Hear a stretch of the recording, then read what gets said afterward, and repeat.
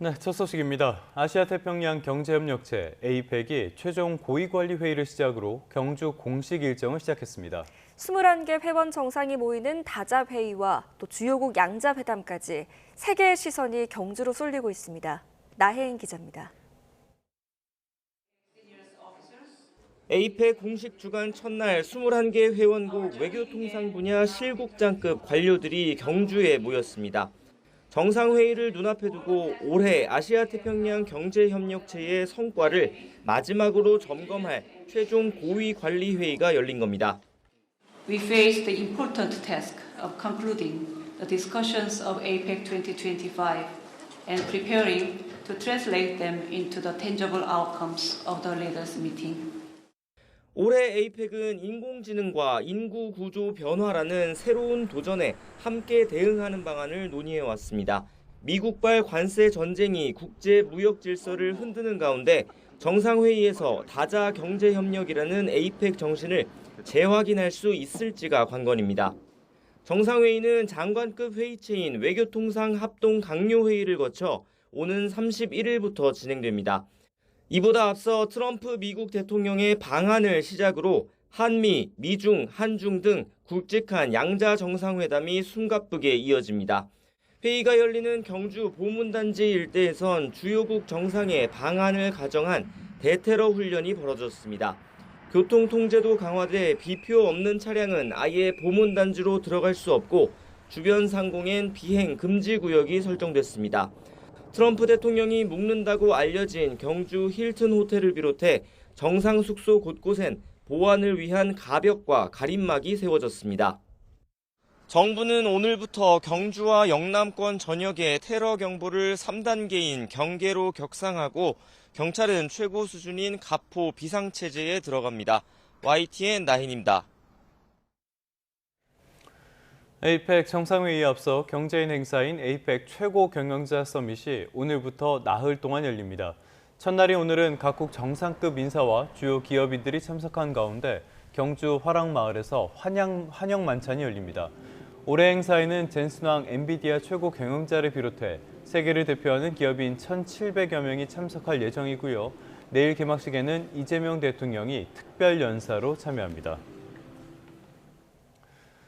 APEC CEO 서밋을 앞두고 열린 조선 분야 포럼 첫 연설자로 나선 건 HD현대의 정기선 회장이었습니다. 정 회장은 미국 해운 르네상스에 가장 준비가 잘 된 파트너라면서 자신감을 내비쳤습니다. 오는 29일에는 하워드 러트닉 미 상무장관이 우리 재계 총수들을 초청해서 만찬 회동을 여는데요. 마스카 프로젝트에 이은 추가 협력 방안이 나올지 주목됩니다. 박기환 기자입니다. APEC 회원국들의 주요 산업을 진단하고 청사진을 그리는 퓨처테크 포럼의 포문을 연 건 한미 협력의 상징 조선 분야였습니다. HD현대는 주요 관계사들과 함께 탈탄소와 무인 운항 등 최첨단 기술을 뽐냈습니다. 취임 후 첫 공식 석상에선 정기선 회장은 특히 트럼프 대통령의 해양 르네상스 계획을 위한 최적의 파트너가 될 수 있다고 자신했습니다. 전 세계에서 가장 잘 된 파트너라고 미국 쪽에서도 저희를 인식을 해주고 있고요. 현재 조선소 인수도 검토하고 계신가요? 저희가 여러 가지 옵션을 다 두고 검토하고 있고요. HD현대는 또 미국 최대 방산 조선업체인 헌팅턴 잉걸스와 손을 잡고 한국 기업으로는 처음 미 해군 군수 지원함 설계와 건조에 나서기로 했습니다. 이를 위해 미국 현지 조선소 투자와 자재 공급 등 구체적인 협력 방안도 진행하는 본격 조선 협력의 닻을 올렸습니다.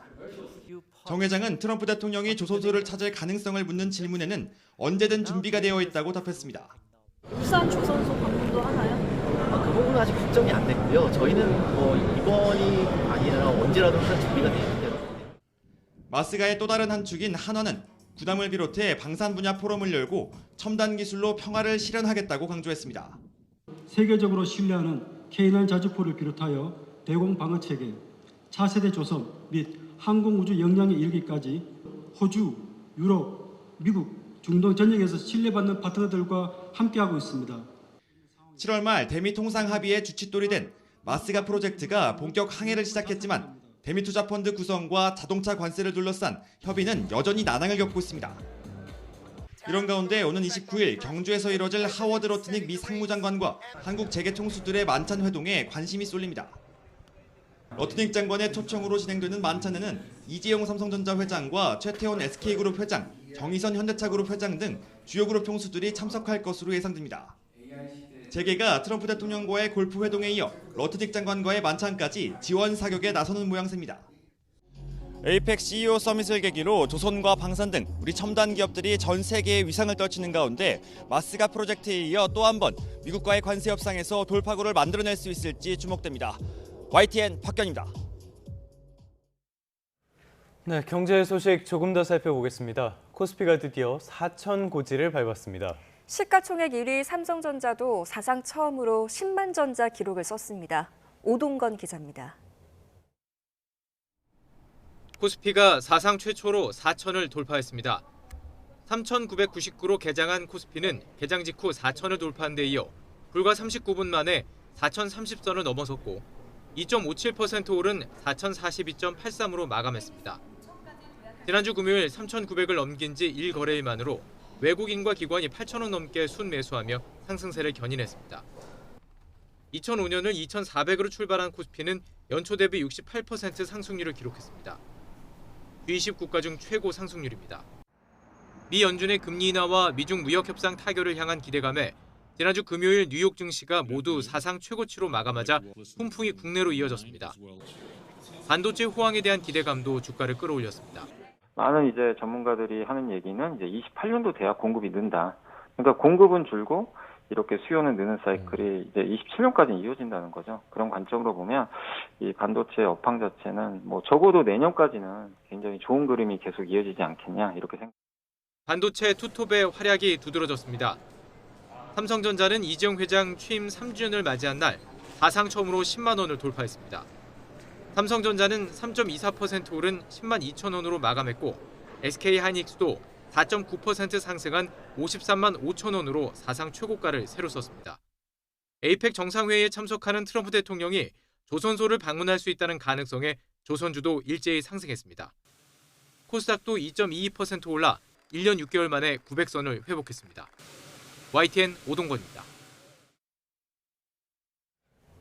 방금 보신 것처럼 코스피 4천 돌파, 이 배경에는 글로벌적으로 유동성이 늘어난 점, 또 반도체를 중심으로 한 제조업의 성과, 마지막으로는 정부의 증시 부양책이 맞물린 결과로 볼 수 있습니다. 코스피 5천 시대를 열겠다는 정부의 목표대로 더 오를 수 있을까요? 이승은 기자가 분석해봤습니다. 1983년 1월 4일부터 발표된 코스피는 1980년 1월 4일을 100포인트 기준으로 삼아 산정됐습니다. 3조 호황에 힘입어 89년 처음 1000선을 뚫었지만 IMF 외환 위기로 280으로 곤두박질 쳤습니다. 경제 회복과 중국 경제의 급성장에 2007년 2000대로 올라섰지만 이듬해 글로벌 경제 위기로 다시 1000선 아래로 밀려났습니다. 2017년 반도체 호황으로 일어서나 했는데 트럼프 1기 행정부 등장에 이어 코로나19 직격탄을 맞으며 1,500선을 내줬습니다. 하지만 동학개미의 힘과 각국 제로금리 정책으로 21년 3,000선을 처음 뚫었고 지난 6월 3년 6개월 만에 3,000선을 재탈한 이후 넉 달 만에 4,000선을 돌파했습니다. 시장의 관심은 역대급 상승이 언제까지, 어느 정도까지 오를지에 쏠려 있습니다.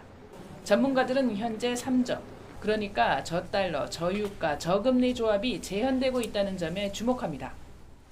달러가 약세인데 유가가 동반 약세인 경우들이 굉장히 드물게 나타납니다. 그게 40년 전에 한번 나타났었고, 다만 3조 원 호황 때는 경제 성장이 굉장히 빨랐고 지금은 저성장이라는 차이점이 있기 때문에 유념할 필요는 있다고 생각하고 있습니다. 반도체와 조선, 방산 등 주력 기업들의 실적 불확실성도 내년 1분기까지는 적습니다. 특히 공급 부족 상황인 반도체 호황에 UBS는 삼성전자와 SK하이닉스의 내년 합산 영업이익을 174조까지 내다봤습니다. 시장은 배당소득 분리과세안 수정과 3차 상법 개정 등 정부의 추가 부양책을 기대하고 있습니다. 주주 환원이라는 부분이 강화될 필요가 있고 배당세 관련된 세제 혜택 이런 부분이 가장 중요한 선결 과제라고 저희는 판단하고 있습니다. 전문가들은 다만 무역 협상과 단기 급등에 따른 조정 가능성에 이어 풀린 돈에 따른 인플레이션 가능성에 주의해야 한다고 강조합니다. 2022년에도 물가 불안에 미국이 금리를 올리자 자산 시장이 폭락했습니다. YTN 이승은입니다. 부동산 문제도 여전히 뜨겁습니다. 여야는 금융위원회, 금융감독원 등을 대상으로 한 국회 정무위원회 국정감사에서 정부의 10.15 부동산 대책을 둘러싸고 공방을 벌였습니다. 더불어민주당 의원들은 윤석열 정부가 만든 공급 절벽 탓에 부동산 시장이 비상 상황이었고 실수요자를 보호하기 위한 비상조치 차원에서 10.15 대책이 나왔다며 정부를 옹호했습니다. 반면 국민의힘 의원들은 정부 요직들이 다 자기 집을 가지고 있다며 정책 책임자들의 내로남불이 서민과 실수요자의 분노를 자아내고 있다고 비판했습니다. 이찬진 금융감독원장이 서울 강남 아파트 2채를 보유한 다주택자라는 논란과 관련해 주택 한 채를 부동산에 내놨다며 공직자 신분을 감안해 곧 처분하고 정리하겠다고 밝혔습니다. 이 금감원장은 국회 종합국정감사에서 다주택자 논란과 관련한 입장에 대한 질의에 자녀들에게 증여나 양도하지 않고 처분하려 한다고 말했습니다.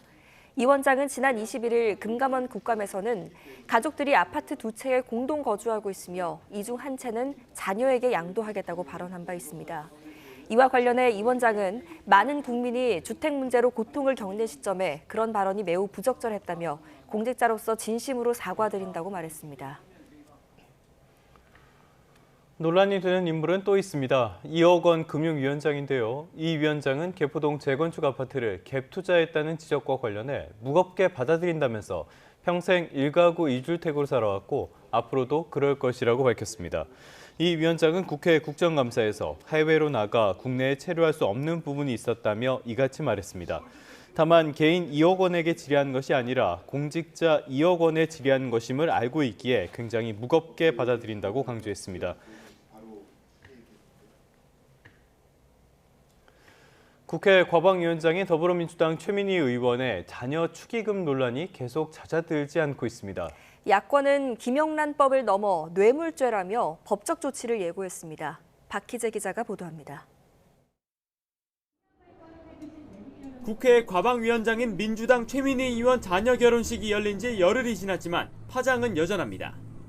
대기업과 언론사 등 피감기관 관계자들의 이름과 축의금 액수를 적은 메시지가 본회의장에서 포착되면서 다시 불이 붙었습니다.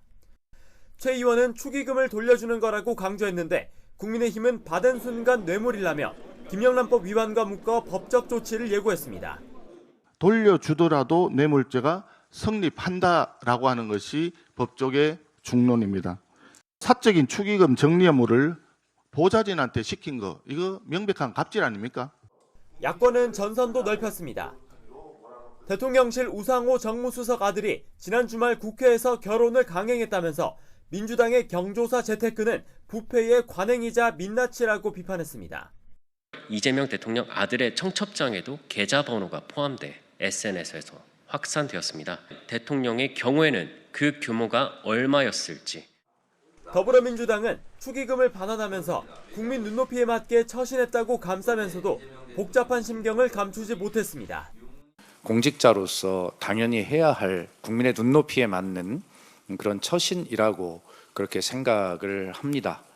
고발을 해야 하는 것인지에 대해서는 잘 이유를 납득하지 못하겠습니다. 어쨌든 국정감사 기간에 국회에서 결혼식을 한 것, 그거에 대한 판단은 국민들께서 이제 하실 거라고 보여지고요. 야권은 김민석 국무총리의 인사청문회 당시에 불거진 출판기념회 자금 의혹까지 소환하면서 집중 포화를 이어가는 가운데 여당은 우선 여론 흐름을 살피는 분위기입니다. YTN 박희재입니다.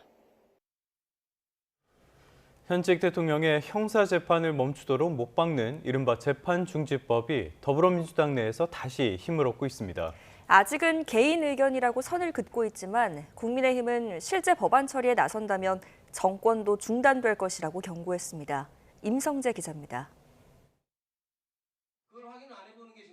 지난주 국정감사장에서 나온 의미심장한 발언입니다. 이재명 정부 중에도 언제든지 재판은 다시 기회를 잡아서 할 수 있는 거죠? 이론적으로는 그렇습니다. 불가능한 건 아닙니다. 현재 멈춰있는 이재명 대통령 관련 재판이 언제든 다시 시작될 수 있다는 걸 현직 고등법원장이 암시한 겁니다. 대통령은 내란 또는 외환죄를 제외하고는 재직 중 형사상 소출을 받지 않는다는 헌법 84조 해석 논란이 다시 불붙은 건데 민주당은 그야말로 호떡집이 됐습니다. 사법부가 대통령을 협박하는 거냔 분노와 당혹감 속에 민주당 물밑에선 재판중지법 추진 움직임이 힘을 얻고 있습니다. 국회 법사위 여당 간사인 김용민 의원은 지난 5월 법사위를 통과한 만큼 재판중지법을 본회의에서 신속하게 처리하자고 비공개 의원총회에서 주장했고 당내 호응을 얻은 것으로 전해졌습니다. 재판 중지를 규정한 형사소송법이 지금 본회의에 계류 중에 있습니다. 정청래 대표님한테 이거 빨리 통과시킵시다라고 건의를 했습니다. 지도부는 개인 의견이라고 일단 선을 그었지만 사법부 신뢰 하락이 문제라는 뼈 있는 말도 곁들였습니다. 불을 떼니 물이 끓는다라고 그렇게 생각을 합니다. 유보적인 법원의 입장이 나오고 있는 상황에서 국민의힘은 민주당이 이재명 대통령 오직 한 사람을 위한 사법부를 만들기 위해 사법 개혁을 추진하는 거라고 날을 세웠습니다. 대통령 개인 변호사를 알박기하며 방탄의 진지를 구축하더니 기어이 법을 뜯어고치려 한다고 비판했습니다. 만약 더불어민주당이 재판중지법을 통과시킨다면 그 즉시 이재명 정권이 중지될 것입니다. 민주당은 사법부 신뢰 회복과 사법행정 정상화 TF를 띄우며 여러 방식으로 사법부 힘 빼기에 나섰습니다. 여론의 반발 양상과 강도를 보며 재판중지법 처리 여부를 검토할 전망입니다. YTN 임성재입니다. 더불어민주당 박균택 의원은 구속영장 심사 제도에 국민이 참여할 수 있도록 하는 관련 특별법 발의를 준비하고 있다고 밝혔습니다. 박 의원은 어제 국회 법제사법위원회의 대검찰청 국정감사에서 국민의 뜻을 무시하는 법원과 판검사들이 여전하다면 결국은 법을 통해 개혁할 수밖에 없다며 이같이 말했습니다. 이어 지귀현 판사에 이어 수원브라더스 3인방이라고 불리는 중앙지법 영장전담판사 3명이 계속 문제를 일으키고 있고 내란 사범, 국정농단 사범의 영장을 모두 기각하고 있다고 주장했습니다. 노만석 검찰총장 직무대행은 검찰개혁을 반대하는 입장은 아니라면서 국민을 위한 검찰로 거듭나야 한다는 공감대가 형성돼 있다고 말했습니다. 노만석 직무대행은 국회에서 열린 대검찰청 국정감사에서 앞으로 검찰제도 개혁에 어떤 방향이 국민에 다가가는 것인지 나름대로 의견을 모으고 심도 있게 검토하겠다고 설명했습니다. 노 대행은 또 검찰의 보안 수사는 범죄로부터 국민을 보호하는 제2의 방어선이라고 강조했습니다.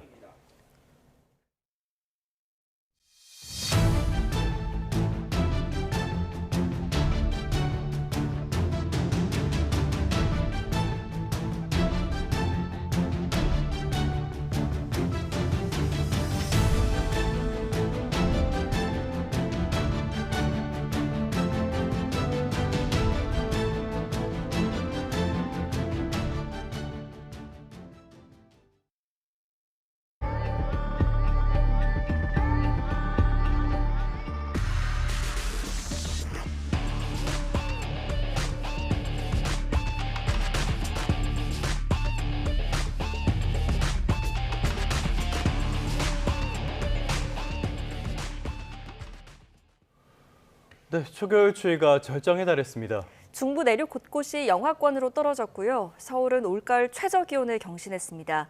현장에 나가 있는 기상캐스터 연결해 보겠습니다. 이혜민 캐스터. 네, 서울 광화문에 나와 있습니다. 네, 캐스터가 많이 추워 보이네요. 지금 서울 몇 도입니까? 네, 현재 공식적인 서울 기온이 3.6도까지 떨어지면서 올가을 최저 기온을 경신했고요. 서울 은평구와 노원구는 영하 1도를 가리키고 있습니다. 제가 이렇게 두꺼운 겨울 외투를 입었는데도 옷 속으로 한기가 파고들고 있고요. 말을 할 때면 입김도 조금씩 나오고 있습니다. 오늘은 나오실 때 꼭 따뜻한 외투 입으시고 보온용품도 챙기시는 게 좋겠습니다. 오늘 아침 전국 대부분 지역이 어제보다 1에서 5도가량 낮은 기온으로 출발하고 있습니다. 하루 사이 기온이 10도 안팎 떨어진 경북 내륙 곳곳엔 한파주의보가 내려져 있습니다. 현재 설악산의 기온이 영하 6.6도, 파주는 영하 2.3도를 보이면서 중부 곳곳이 영하권으로 떨어져 있습니다. 찬 공기가 내륙 깊숙이 내려오면서 오늘은 남부지방도 기온이 한 자릿수로 떨어졌는데요. 현재 광주가 6.8도, 대구는 4.3도를 나타내고 있습니다. 낮에도 예년 기온을 5도가량 밑돌며 쌀쌀하겠습니다. 한낮에 서울 12도, 광주 16도, 부산은 17도에 머물겠습니다. 추위는 내일 아침까지 이어지면서 내륙엔 서리와 얼음이 관측되는 곳이 있겠고요. 내일 낮부터는 기온이 오를 것으로 전망됩니다. 오늘 영남 지역에서는 바람도 매우 강하게 불겠습니다. 초속 15m 안팎의 돌풍이 예상되는 만큼 시설물 관리와 안전사고에도 주의를 하셔야겠습니다. 지금까지 광화문에서 YTN 이혜민입니다. 다음 소식입니다. 트럼프 대통령이 연일 북미 정상회담을 위한 구애를 이어가고 있죠. 이런 가운데 푸틴 러시아 대통령은 최선희 북한 외무상을 만나 결속을 과시했습니다. 한미 정상회담을 앞두고 트럼프 대통령은 조선업 협력을 강조하고 비자 문제 해결을 약속했습니다. 워싱턴 연결해 보겠습니다. 홍상희 특파원.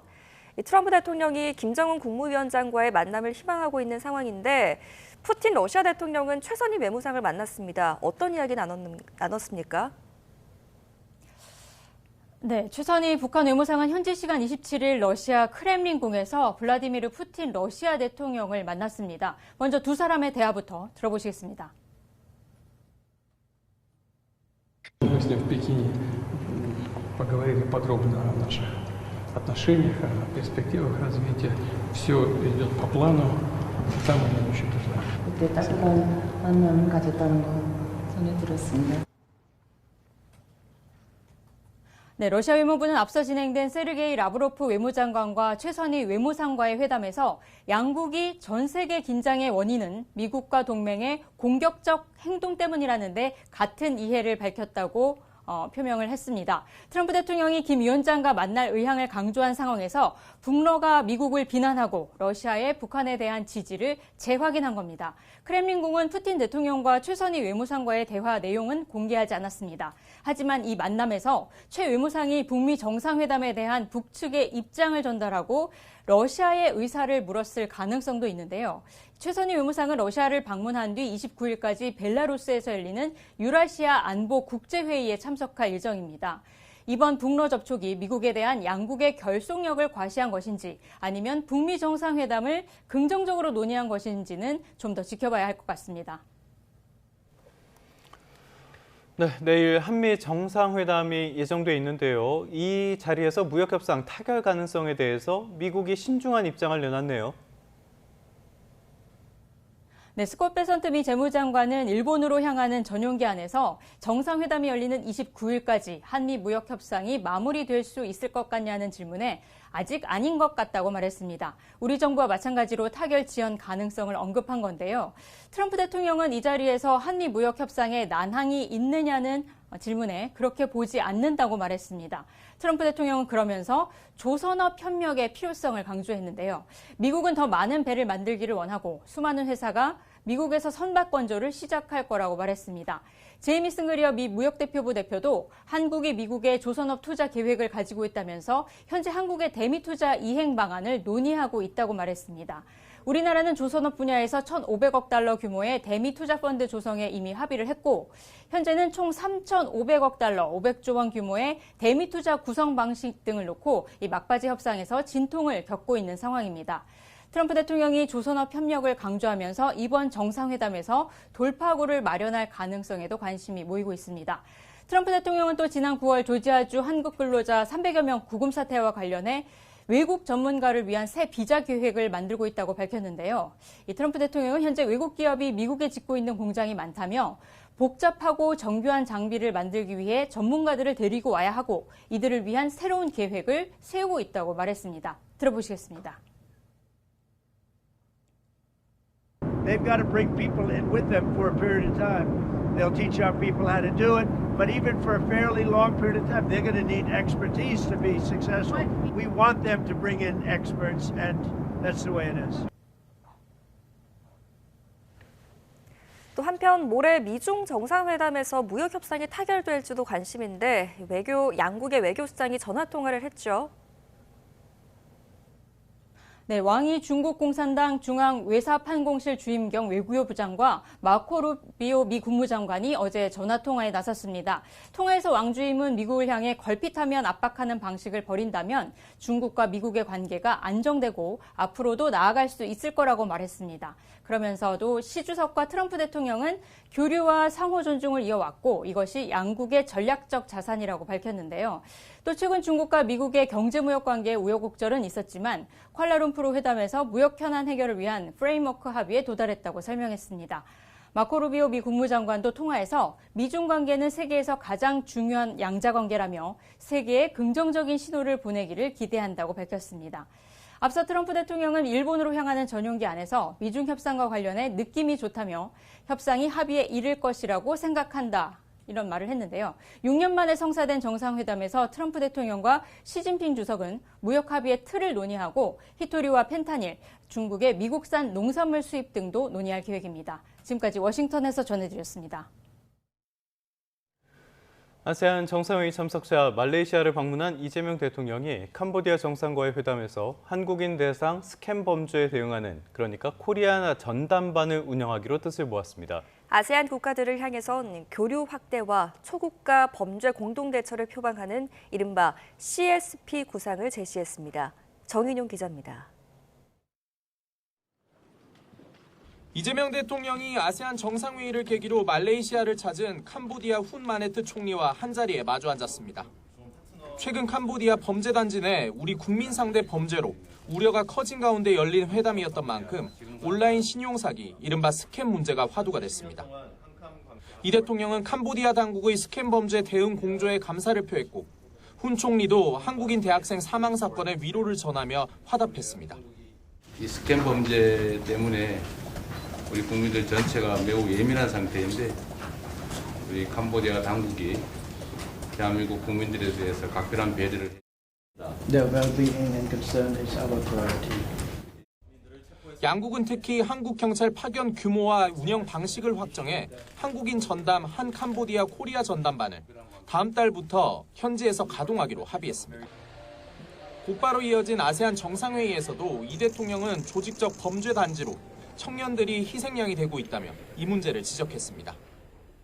한 아세안 인적 교류와 교역의 확대를 추진하는 동시에 초국가 범죄 해결을 위한 협력 파트너를 표방하는 이른바 CSP 구상을 제시했습니다. 이 대통령은 오는 2029년 한 아세안 40주년 특별 정상회의는 우리나라에서 개최하겠다는 포부도 밝혔습니다. 한국은 아세안 국민들이 꿈을 이루는 나라가 되도록 제도적 기반을 든든히 다져나가고, 이 대통령은 한중일 정상이 함께하는 아세안 플러스 3 정상회의에서 협력 선순환을 내세웠는데 기대를 모았던 다카이치 사나의 일본 총리와의 첫 만남은 미뤄졌습니다. 이재명 대통령은 1박 2일간 숨가쁜 아세안 외교 무대 일정을 뒤로하고 이제 전 세계의 관심이 집중된 APEC 정상회의 준비를 위해 귀국했습니다. YTN 정인용입니다. 캄보디아 상황 조금 더 살펴보겠습니다. 충남과 대전경찰청에서 수사를 받은 캄보디아에서 송환된 피의자 31명이 검찰로 넘겨졌습니다. 경찰은 오늘 피의자 전원에 대한 검찰 송치를 마무리하고 이번 사건의 수사 결과를 발표하기로 했습니다. 오승훈 기자입니다. 충남경찰청 수사로 캄보디아에서 송환돼 구속된 피의자는 모두 45명입니다. 이 가운데 30명이 먼저 검찰로 넘겨졌습니다. 범죄단체에서 활동하며 투자추천 대화방과 전화금융사기 등 각종 사기 행각을 벌인 혐의입니다. 범죄 수익만 90여억 원, 피해자는 100명이 넘는 것으로 알려졌습니다. 경찰은 피의자 수가 많아 차례대로 사건 기록과 신병을 검찰에 넘기게 됐다고 밝혔습니다. 경찰은 이들이 직책과 팀을 나누어 조직적으로 범행을 저지른 것으로 보고 있습니다. YTN은 변호인들을 통해 이번 사건의 실체를 추가로 확인했습니다. 한 국선 변호인은 피의자들이 여행이나 지인을 만나러 캄보디아로 넘어간 뒤 카지노에서 돈을 잃거나 좋은 일자리가 있다고 해 범행에 가담하게 됐다고 밝혔습니다. 이어 대부분 잘못은 인정하면서도 폭행을 당했다거나 윗선 지시로 국내 송환을 거부했다는 주장도 나왔다고 덧붙였습니다. 대부분은 이제 그 윗 직급에서 송환을 거부하라고 지시한 거에 따랐던 것 같습니다. 또 같은 범죄 이력을 가진 피의자도 있었고 송환된 이후 힘들어하고 있다는 진술도 나왔다고 전했습니다.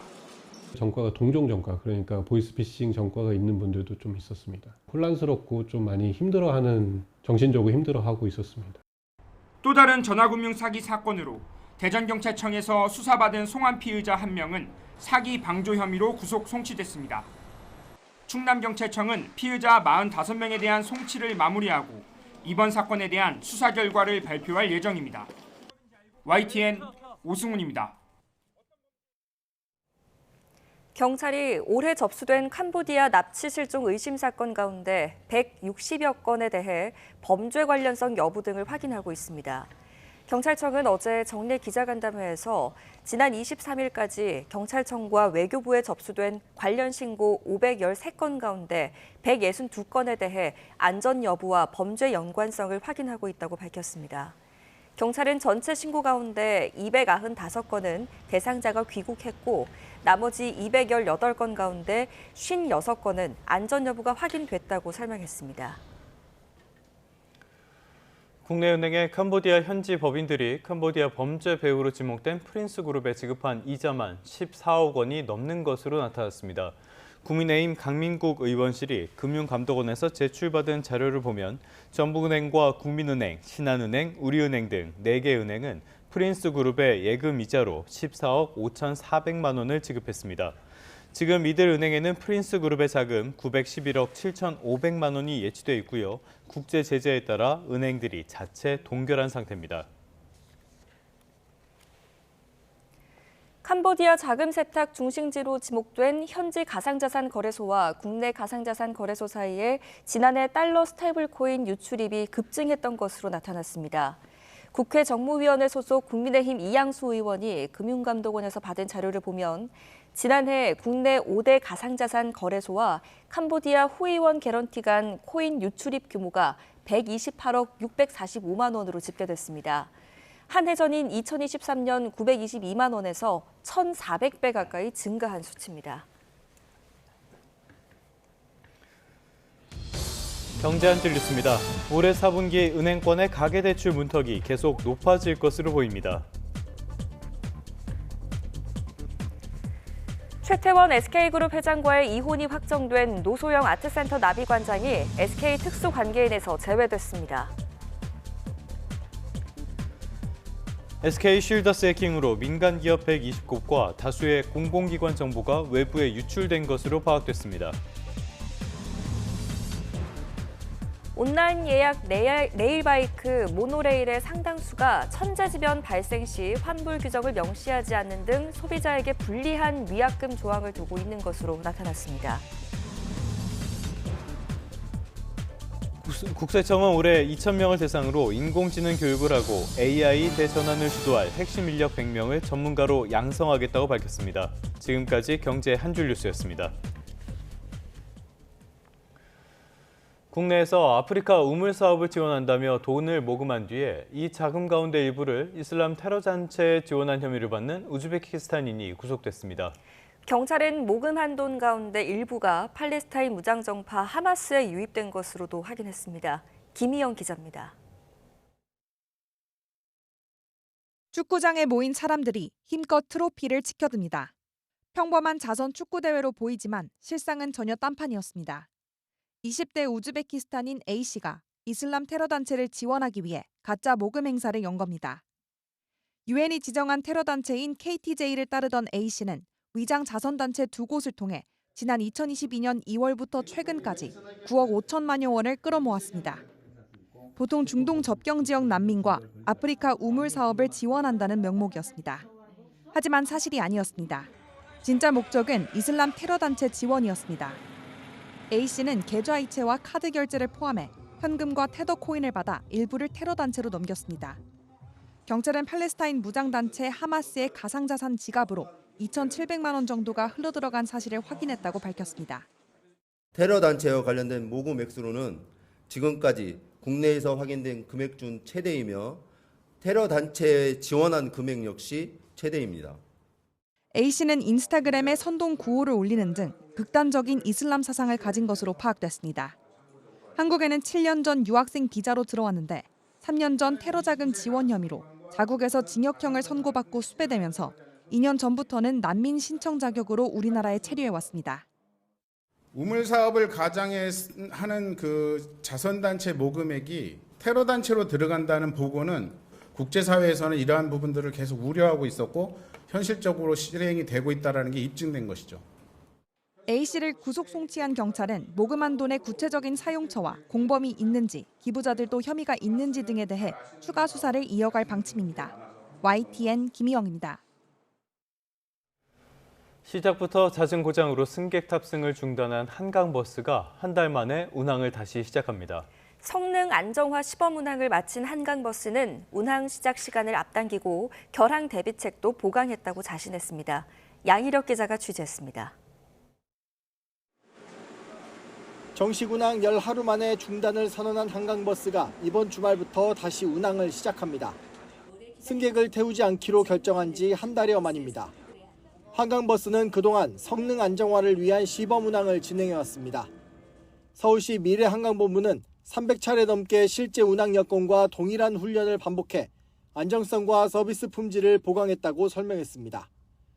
다음 달 운항을 재개하면 운항 시간을 2시간 당긴 오전 9시부터 출발해 하루 16차례 운항합니다. 또 예비선을 상시 배정해 운항 직전 선박에 이상이 생겨도 결항을 최소화한다는 계획입니다. 앞서 한강버스는 정식 출항을 시작하자마자 잦은 고장과 결항으로 논란에 휩싸였습니다. 우측 방향타 고장으로 강 한가운데 멈췄다가 승객 114명이 목적지 대신 근처 정류장에 내리거나 출발도 못하고 승객 77명을 돌려보내는 등 운항 개시 열흘 사이 잦은 고장과 회항으로 승객들은 큰 불편을 겪어야 했습니다. 충분한 시범 운항 없이 일정에 쫓기다 보니 벌어진 일이란 비판 속에 이번 국정감사에서 여야 할 것 없이 질책이 나왔습니다. 서둘러서 진행을 하다 보니까 여러 가지 준비가 미흡했다는 거 느끼고 다시 한 달 동안의 무탑승 시험 운행을 하고 있습니다. 점검을 마친 한강버스는 다음 달 1일 9시부터 운항을 재개할 예정입니다. YTN 양일혁입니다.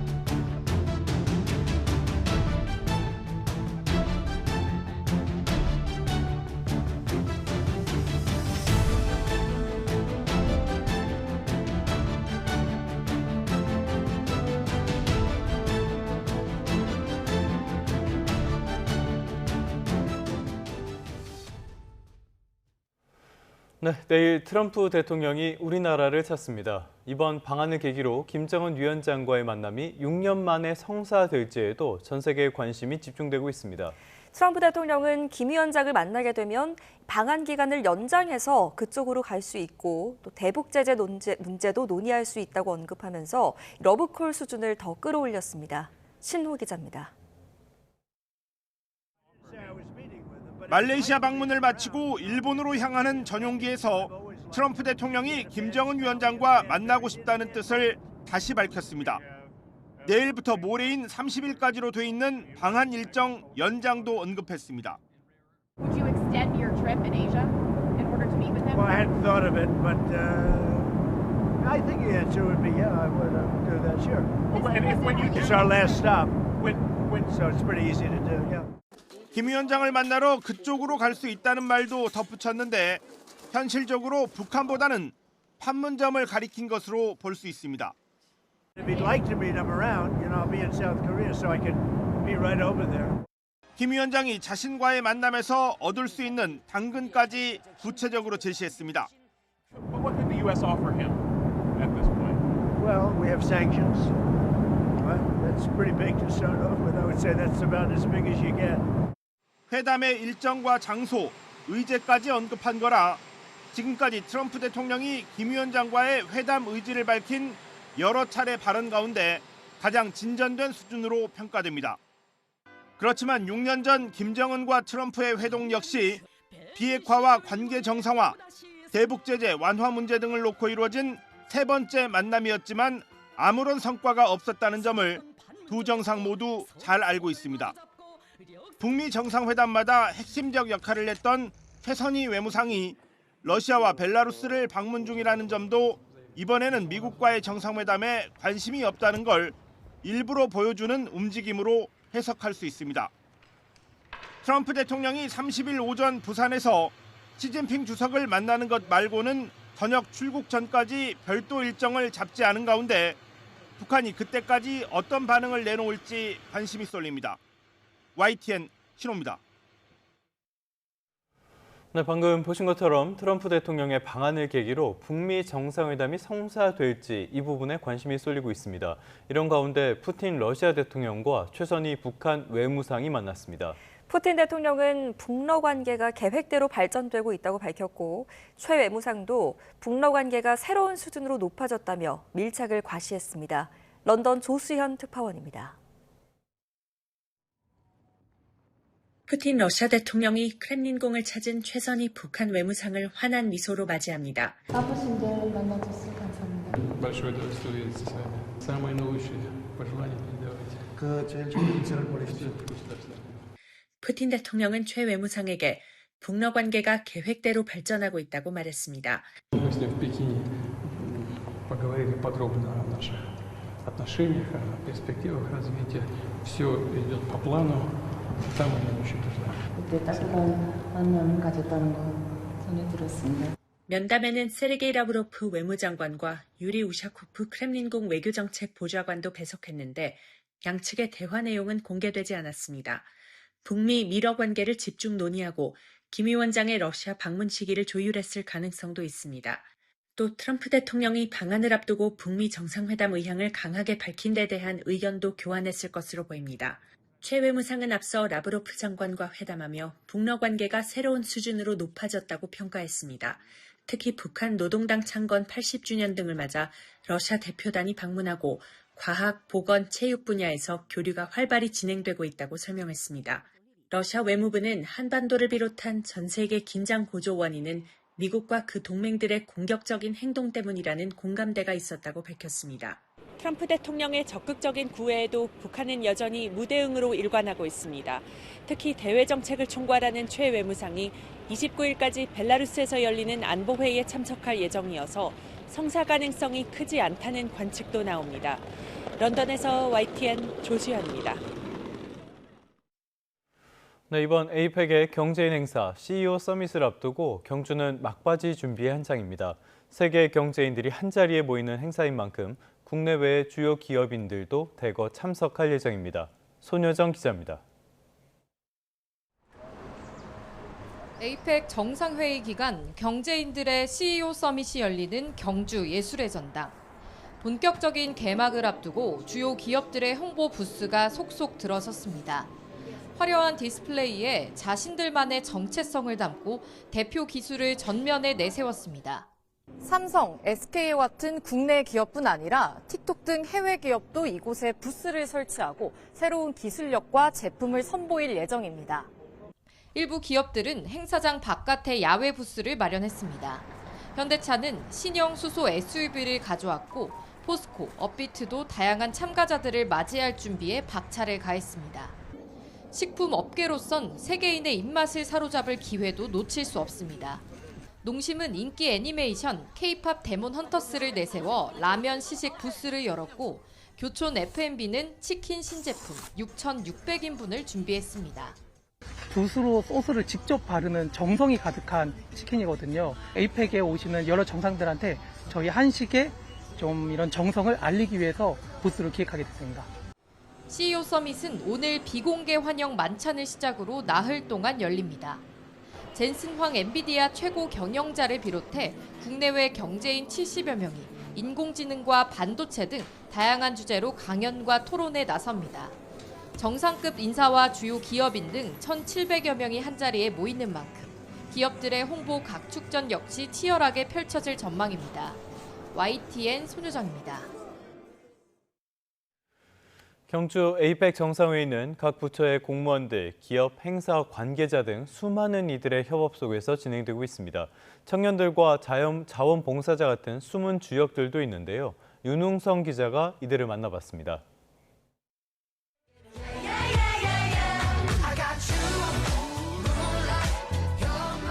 경주를 배경으로 한 댄스 챌린지부터 각계각층 백인의 에이펙 소개 영상까지 에이펙 공식 SNS에 올라온 다양한 홍보물에는 기획부터 제작까지 청년 인턴들의 손길이 묻어 있습니다. 에이펙 행사를 위해 선발된 외교부 소속의 청년 인턴 15명은 기획, 사무, 홍보 등 7개 분야에서 특유의 에너지와 창의력으로 맹활약하고 있습니다. 그 기존의 틀을 벗어나서 이제 MZ식이나 이런 느낌으로 좀 다가갔던 것 같습니다. 많은 반응들 그리고 그런 것들을 주변인들도 되게 재밌게 보시면서 본 행사를 위해 넉 달을 달려온 청년들이 한마음으로 원하는 건 성공적인 에이펙 개최입니다. 정말 많은 분들이 각자의 분야에서 정말 열심히 해주고 계시더라고요. 정말 모두가 안전하고 잘 마무리가 될 수 있었으면 좋겠다고 속으로 열심히 응원하고 있습니다. 지속 가능한 내일을 만드는 놀이 에이펙 화이팅! 경주역에 도착한 승객들이 분주히 발걸음을 옮깁니다.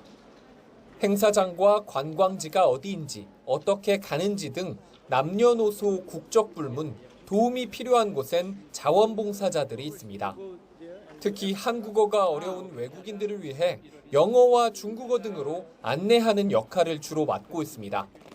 특히나 외국인들에게 좋은 이미지를, 이 경주의 이미지와 한국의 좋은 이미지를 좀 전달하고 싶은 게 제 마음입니다. 하루 7시간을 서서 하는 업무에 몸은 고단하지만 우리나라를 알린다는 자부심과 뿌듯함이 더 큽니다. 제 고향에서 이런 큰 이벤트가 열린다고 해서 참가하고 싶은 마음이 들었습니다. 많은 질문들을 하시는데요. 그때마다 도와드릴 때 보람을 느끼는 것 같습니다. 경주가 원래 문화 유적지로 유명한 곳인데 외국인 분들께 잘 안 알려져서 조금 아쉬웠는데 이번 기회로 더 잘 알려졌으면 좋을 것 같습니다. 이들 숨은 주역의 노력과 기대 속에 경주 에이펙은 일주일간의 일정을 시작했습니다. YTN 윤웅성입니다. 우리나라를 대표하는 문화유산인 신라 금관 6점이 100년 만에 처음으로 한자리에 모였습니다. 에이펙 정상회의를 개최를 기념해서 각국 정상들에게 신라 역사의 찬란함을 선보이게 됩니다. 김근우 기자입니다. 황금으로 만든 사슴뿔 모양 세움 장식이 빛을 받아 반짝입니다. 하늘로 뻗은 가지에도 금과 옥장식을 달아 왕실의 위엄과 권위를 나타냈습니다. 우리나라 대표 문화유산이자 국보로 지정된 신라 황남대총 북분 금관입니다. 에이펙 정상회의를 맞아 국립경주박물관 특별전에서 다른 신라 금관 5점과 함께 전시됩니다. 허리띠와 장신구까지 국보급 문화재 7점을 포함한 황금문화유산 20점을 선보입니다. 1921년 신라 금관의 존재가 최초로 세상에 알려진 뒤 금관과 금허리띠 12점이 한 곳에 모여 전시되는 건 이번이 104년 만에 처음입니다. 비교적 초기에 만들어진 교동금관부터 가장 크고 화려한 천마총 금관까지 예술성과 보존성을 모두 갖춘 금관이 이렇게 많이 남은 건 세계적으로도 신라뿐입니다. 금관을 전부 모아 전시하는 건 고고학자들의 오랜 꿈이라고 할 정도였습니다. 이 금관들이 각각의 장소에 전시되다 보니 각각의 일정이 있었습니다. 그래서 일정을 조율하기 굉장히 힘들었고요. 앞으로 100년 동안도 다시 모여서 전시하기가 어렵지 않을까 그렇게 생각하고 있습니다. 이번 특별전은 에이펙 기간 정상들과 대표단에 선보인 뒤 11월 2일부터 일반에 공개됩니다. YTN 김근우입니다. 10월 28일 화요일 미리 보는 오늘입니다. 정부가 경주 에이펙 정상회의를 앞두고 대테러 합동 대응 체계를 강화하기 위해 테러 경보를 단계적으로 상향 조정합니다. 오늘부터 정상회의가 끝나는 다음 달 1일까지 경주와 부산, 대구, 울산, 경상남북도 전역이 테러 경보 3단계인 경계로 격상됩니다. 해양경찰청도 에이펙 정상회의를 앞두고 경주 보문호 수상구역과 인근 동해 해역 해상 경계를 오늘부터 최고 수준으로 격상합니다. 해경은 에이펙 기간 경호구역의 접근을 자제하고 해경의 안전조치에 적극적으로 협조해달라고 부탁했습니다. 지난 2009년 전남 순천에서 발생한 청산가리 막걸리 살인 사건으로 중형이 확정된 아버지와 딸에 대한 재심 선고 재판이 오늘 열립니다. 백 씨 등은 지난 2009년 7월 순천의 한 마을에서 막걸리에 청산가리를 타서 아내와 지인을 숨지게 하고 주민 2명에게 중상을 입힌 혐의로 재판에 넘겨져 지난 2012년 대법원에서 유죄가 확정됐습니다. 농림축산식품부가 한우 먹는 날을 앞두고 한우 할인 판매 행사를 진행합니다. 행사명은 서프라이즈가 아닌 소프라이즈 2025 대한민국 한우 세일로 오늘부터 다음 달 10일까지 전국 대형마트와 슈퍼마켓, 하나로마트, 또 주요 온라인몰에서 진행된다고 합니다. 할인폭은 30%에서 최대 50%까지입니다. 지금까지 미리 보는 오늘이었습니다. 네, 다음 소식입니다. 내란 특검이 내란을 선전하고 선동한 혐의로 황교안 전 총리에 대한 강제 수사에 착수했습니다. 하지만 황 전 총리에 대한 압수수색은 자택 앞 대치 끝에 8시간 만에 불발됐습니다. 신규혜 기자입니다. 황교안 전 총리 자택 앞 부정선거 음모론이 적힌 깃발이 나부끼고 입구는 취재진과 지지자들로 북적입니다. 황 전 총리를 상대로 한 내란 특별검사팀의 압수수색 현장입니다. 오전부터 경찰과 소방을 대동하고 압수수색 영장 집행을 시도했지만 황 전 총리와 지지자들의 반발로 8시간 만에 철수했습니다. 특검은 내란 선전, 선동 혐의로 고발된 사건이라며 황 전 총리의 계엄 당일 행적과 관련됐다고 설명했습니다. 황 전 총리는 지난해 12월 3일 비상계엄이 선포된 이후 우원식 국회의장과 한동훈 당시 국민의힘 대표를 체포해야 한다는 글을 올렸습니다. 나라를 망가뜨린 종북 주사파 세력과 부정선거 세력을 척결해야 한다고도 주장했습니다. 두 글 모두 비상계엄이 해제되기 전 작성됐습니다. 특히 황 전 총리의 지위를 고려했을 때 내란 사건의 주요 피고인들과 공모관계가 있을 수 있다는 점에도 특검은 주목하고 있습니다. 한 차례 압수수색이 불발된 특검은 조만간 황 전 총리에 대한 압수수색 영장 재집행에 나설 것으로 보입니다. YTN 신규입니다. 김건희 특검이 특검보 충원과 함께 수사팀 재편 작업에 들어갔습니다. 여러 논란으로 가라앉은 수사팀 분위기를 쇄신할 기회이기도 한데요. 부장검사 술자리 논란에 여파가 이어지고 있습니다. 우종훈 기자입니다. 김건희 특검에 추가 임명된 판사 출신 박노수, 김경호 두 특검보는 수사로 성과를 내겠다고 일성을 내놨습니다. 우리 김건희 특검팀이 수사에 더 탄력을 받아서 최선의 성과를 낼 수 있도록 열과 성을 다하겠습니다. 국민들께서 납득하실 수 있는 결과를 이루도록 특검님 그리고 특검 구성원들과 함께 최선을 다하겠습니다. 특검은 새 특검보 임명에 따라 이번 주 안에 수사팀 재편에 관한 윤곽을 마련한다는 방침입니다. 파견 검사들의 단체 복귀 성명과 민중기 특검의 주식 투자 논란, 양평 공무원 사망까지 최근 잇따른 논란으로 침체된 분위기를 쇄신할 기회였지만 도이치모터스 주가 조작 수사팀장이던 부장검사의 술자리 논란 여파가 계속됐습니다. 당장 한문혁 부장검사가 이종호 전 대표가 중요 수사 대상인 걸 알고도 특검 수사까지 관여한 데 대한 지적이 제기됐습니다. 이에 대해 특검 관계자는 한 부장검사가 진행한 사건 수사엔 문제가 없었다며 그 역할이나 기여는 수사 결과로 증명된다고 밝혔습니다.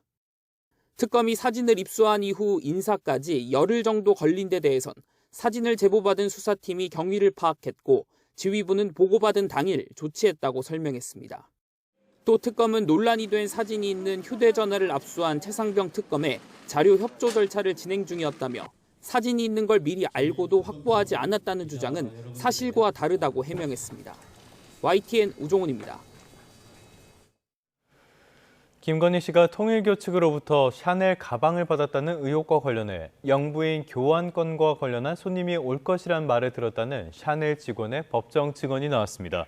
샤넬 직원 서모 씨는 어제 청탁금지법 위반 혐의로 구속 기소된 윤영호 전 통일교 세계본부장의 4번째 공판기일에 출석해 아침 브리핑이 끝난 뒤 점장으로부터 들었다며 이같이 밝혔습니다.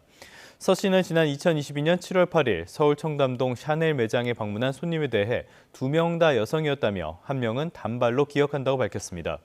특검 측은 수사 결과 짧은 머리의 고객은 김건희 씨의 최측근인 유경옥 전 대통령실 행정관으로 확인됐다고 말했지만 서 씨는 얼굴이 정확히 기억나진 않는다고 답했습니다. 경찰이 공직선거법 등을 위반한 혐의를 받는 이진숙 전 방송통신위원장을 불러 조사했습니다. 체포 당시를 포함해서 3번째 조사인데요. 경찰은 조만간 수사를 마무리 짓고 이 전 위원장의 신병 처리 방향을 결정할 것으로 보입니다. 양동훈 기자입니다. 공직선거법과 국가공무원법을 위반한 혐의를 받는 이진숙 전 방송통신위원장이 서울 영등포경찰서에 출석했습니다. 앞서 경찰에 체포돼 2차례 조사를 받고 법원이 체포 적부심을 인용하면서 석방된 지 23일 만입니다. 이 전 위원장은 혐의를 강하게 부인하면서 경찰의 체포가 부당했다고 비판했습니다. 경찰이 권력의 도구로 사용될 수도 있겠구나. 이것은 정말 위험하다. 이런 생각을 했습니다. 이 전 위원장은 본인의 SNS에 올린 글과 보수 유튜브 출연, 국회 증언 등을 통한 발언이 특정 후보를 낙선하게 하려는 의도가 있거나 공무원의 정치 중립 의무를 어겼다는 혐의로 고발돼 수사를 받고 있습니다. 이 전 위원장 변호인은 조사가 더 이상 필요 없는 상황에서 경찰이 추가 소환 요구를 했다며 고발을 검토하겠다고 말했습니다. 3차 조사에서는 특별히 조사할 만한 내용이 없이 중복된 질문들만 있었기 때문에 불필요하게 출석해서 조사받을 것을 요구한 행위이기 때문에 직권남용죄에 해당된다고 판단해서 경찰은 체포와 수사 모두 적법하다는 입장입니다. 박성주 국가수사본부장은 이 전 위원장이 3회 이상 출석에 불응해 체포영장을 신청했고 검찰의 보안 수사 요구에 추가 출석 요구를 하는 등 적법 절차를 따랐다고 강조했습니다. 추가 조사까지 진행한 만큼 조만간 경찰이 사건 처리 방향을 결정할 것으로 보이는데 수사 적법성 논란은 당분간 계속될 것으로 보입니다. YTN 양동훈입니다. 수십억 원대 사기 혐의 수배자가 무단 횡단을 하다 경찰에 적발돼 검거됐습니다.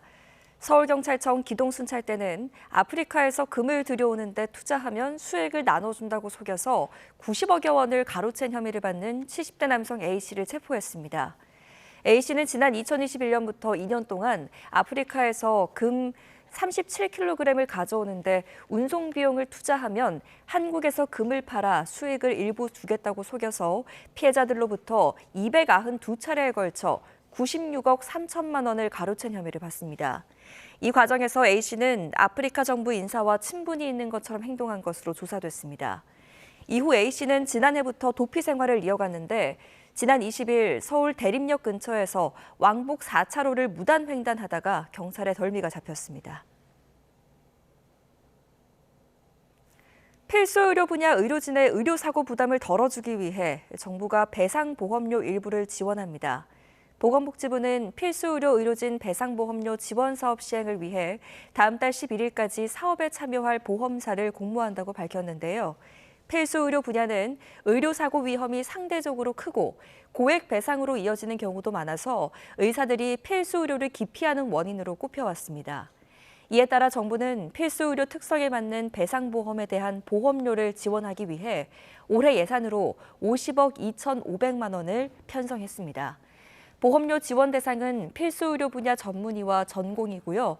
배상보험료의 50에서 75%를 국가가 지원할 계획입니다.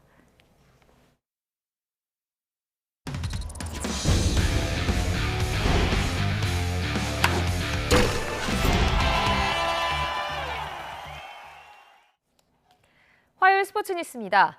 프로야구 정규리그 1위 LG가 한화를 크게 이기고 홈에서 열린 한국 시리즈 1, 2차전을 모두 가져왔습니다. 타선의 집중력에서 한화를 압도했습니다. 허재원 기자가 전해드립니다. LG의 시작은 좋지 않았습니다. 1회 초 선발 임창규가 흔들리며 한화 문현빈과 노시환에게 연속타자 홈런을 맞고 4대0까지 끌려갔습니다. 하지만 2회 말 박동원과 구본혁의 2타점 적시타 등을 묶어 대거 5점을 뽑아내며 단숨에 승부를 뒤집었습니다. 이후로는 LG의 폭발적인 공격력이 한화를 압도했습니다. 3회 박동원이 2점 홈런을 터뜨려 한화 선발 류현진을 강판시켰고 4회에는 투아웃 만루 기회에서 문보경이 펜스를 직접 때리는 싹쓸이 3타점 2루타를 쳐내 점수차를 5점까지 벌렸습니다. 문보경은 승부가 이미 기울어진 8회 말 왼쪽 담장을 넘어가는 2점 홈런까지 터뜨리면서 4안타 5타점의 활약으로 2차전 최우수 선수로 뽑혔습니다. 3주 동안 준비 기간에 이제 특별하게 크게 바꾼 건 없고 이제 늘 하던 대로 다시 뭔가 게임을 안 하니까 리셋 시킨다는 마인드로 처음부터 다시 준비를 했던 것 같은데 이제 그 부분이 좀 잘 준비됐던 것 같습니다. 한화는 1차전에 이어 2차전에서도 선발 류현진이 3이닝 7실점으로 무너지면서 벼랑에 몰린 반면 LG는 실점 감각이 떨어질 수 있다는 우려가 무색하게 1, 2차전에서 무려 21점을 내며 타선의 집중력을 과시했습니다. 역대 한국 시리즈에서 1, 2차전을 모두 이긴 팀이 우승을 차지한 건 21번 중 19번으로 90.5%입니다. LG가 유리한 고지를 점한 가운데 두 팀은 하루를 쉬고 수요일 저녁 한화홈인 대전에서 3차전을 치릅니다. YTN 허정원입니다. 남자 배구 고교 특급으로 불리는 방강호가 한국전력 유니폼을 입게 됐습니다. 이번 드래프트 최대열 가운데 한 명인 방강호는 2025-2026 시즌 남자 배구 신인 드래프트에서 1라운드 1순위로 한국전력에 지명됐습니다. 신장 2m로 제천 산업고에 재학 중인 방강호는 화끈한 공격력에 안정적인 리시브를 겸비했으며 지난 7월 19세 이하 세계선수권에선 8강 진출을 이끌었습니다. 남자 배구 차세대 에이스로 꼽히는 이탈리아 몬차 출신 이우진은 2순위로 삼성화재에 지명됐습니다. 한국 고교 출신 가운데 처음으로 유럽에 진출했던 이우진은 재작년 이탈리아 명문 몬차와 인턴십 계약을 체결했고 지난해에 이어 2년 연속 성인 대표팀에 차출됐습니다. 이 밖에 3순위 OK저축은행은 조선대 박인우, 4순위 우리카드는 인하대 손유민, 5순위 대한항공은 제천산업고 이준호, 6순위 현대캐피탈은 부산광역시 체육회 장하성, 7순위 KB손해보험은 한양대 임동균을 각각 지명했습니다. 지금까지 스포츠 뉴스였습니다.